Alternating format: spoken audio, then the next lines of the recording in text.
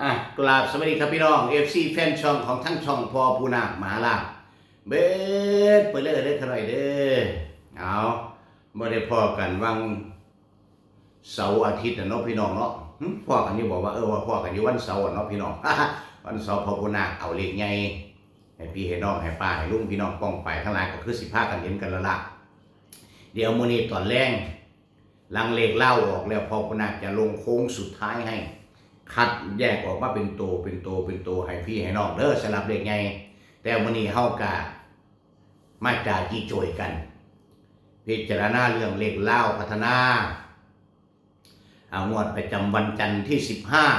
15เดือนธันวาคม2568นะพี่น้องเนาะเขามากลางเดือนเด้อพี่น้องเด้อเขามากลางเดือนแล้วเนาะพี่น้องเนาะเขามากลางเดือนแล้วอีก15มื้อกะสิแม่นปีใหม่พี่น้องอีก15มื้อแล้วก็สิแม่นปีใหม่ ปีใหม่ก็ขอให้พี่น้องป้องไปเฮาอายุดีมีกินมีเงินมีทองก็บ่สำคัญต่อสุขภาพเด้พี่น้องมันก็ต้องควบคู่กันไปเด้พี่น้องเด้อขอให้มีเงินใช้สุขภาพพรรณนามัยสมบูรณ์บ่เป็นหนี้เป็นสินคนอันนี้ถือว่าสุดยอดเนาะพี่น้องเนาะแต่ว่าผู้บางคนเพิ่นว่าเด้คันบ่เป็นหนี้ก็บ่มีแห้งเฮ็ดดีพอเขาว่า เพราะเป็นที่ก็คือจังไปเป็นหนี้งวดรถนี่แหละคันบ่มีเป็นหนี้งวดรถก็บ่มีแห้งเฮ็ดแม่นอยู่คนไทยมักเป็นหนี้ซะก่อนค่อยรวยพี่น้องแต่ว่าทุกอย่างแล้วมันอยู่ที่ตัวเราเพียงแค่ว่าเฮาจักกินจักเก็บจักอดจักออมเท่านี้มันก็ได้เนาะพี่น้องเนาะก็คือจังเฮาไปอยู่เมืองนอกเอาง่ายๆว่าคันเฮาไปอยู่เมืองนอกเงินเดือนมันสิ 4-5 หมื่นหรือผู้ได้เป็นแสนก็ถือว่าดีเด้พี่น้อง 4-5 หมื่นแต่ว่าบัดนี้เฮาต้องพากลูกพากเมียพากครอบครัวพากแผ่นดินแม่ไปไปพูนเฮาก็อดก็ออมแต่คันเฮาเฮ็ดได้คือจังอยู่อันไทยเนี่ยเงินเดือนแค่10,000 กว่าบาทหรือ 20,000 กว่า1มันมีความสุขได้อยู่กับครอบครัวได้อยู่กับพ่อกับแม่ดูแลคนที่เรารักอันนี้ก็ถือว่ามีความสุขกับคนละอย่างเนี่ยนะเขาว่าการจะทำอะไรก็แล้วแต่มันจะต้องมีการพัดพรากจะต้องมีการสูญเสียมันเป็นเรื่องธรรมดาของมนุษย์โลกเนาะพี่น้องเนาะพ่อผู้นาก็ขอส่งใจไปชายแดนเด้อให้พี่น้องทหารหารไทยทั้งหลายอยู่รอดปลอดภัยจากพยานอันตรายเราพี่น้องได้ยินข่าวก็ได้รับการสูญเสียไม่รู้ว่าผู้ใดหรอกพี่น้องสาดน้ำมาหากันไม่ว่าเปียกไฟนึงก็ต้องเปียกไฟนึงพี่น้องพอผู้นาเคยไปรบเราพี่น้องเราเคยไปออกป่ามาแล้วสมัยลมเก่ากุหลาบพี่น้องก็ไปอยู่ชายแดนมาสิ่งตอนนี้ลูกชายพอผู้นาก็จ่าสิบเอกอนุชาประพฤติก็อยู่บุญละลบน้ำเขาอยู่บุญละพี่น้องอยู่ด้านชายแดนบุญละก็เพราะว่าหน้าว่าให้ลูกชายผู้ขารอดปลอดภัยกระทั่วมาหาพอเลยอยู่ดอกเพราะลูกสาวรักษาตัวรอดเป็นยอดดีโดยพ่อท่านก็ผู้นาก็ส่งของรักษาไปลูกให้เต้าดูแลลูกเต้าชีวิตทหารพี่น้องบ่ว่าอยู่ไสบ่ได้หลับบ่ได้นอนโดยเฉพาะช่วงมีสงคราม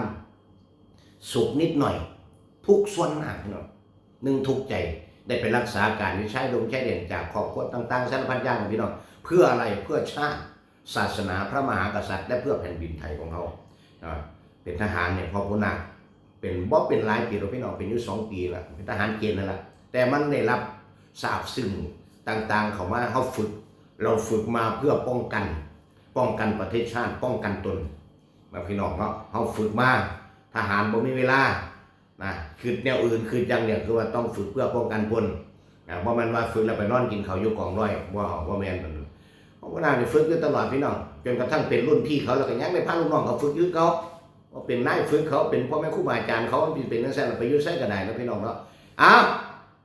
จากหน้าที่แล้วนี่ก็ไปว่ามา3-4นี่วกเข้ามาเลขมือนี่พี่น้องเลขเข้ามาเลขมือนี่เด้อพี่น้องเด้อเลขพอผู้นาควันนี้พอมีหลายตัวเหมือนเดิมเช่นเคยพี่น้องจับปากพอผู้นาคไว้จับปากพอผู้นาคไว้เอาประกาศกระดาษกับปากกามาพ่อผู้นาคให้แนวทางลาวพัฒนางวดประจำวันจันทร์ที่15เดือนธันวาคม2568ได้แก่หมายเลข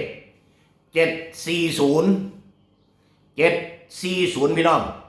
สิมีเลขเป่าอยู่คู่หนึ่งเด้อเลขเป่าได้แก่หมายเลข77เอา774070ถ้าเลข3ตัวคือ740พี่น้องเอา774070 740เด้อพี่น้องเด้อฟังคักๆไปพิจารณาย้ำให้แหลกแต่กันที่หวังว่ามื้อนี้คือสิบ่แสบดากอีกคือเก่า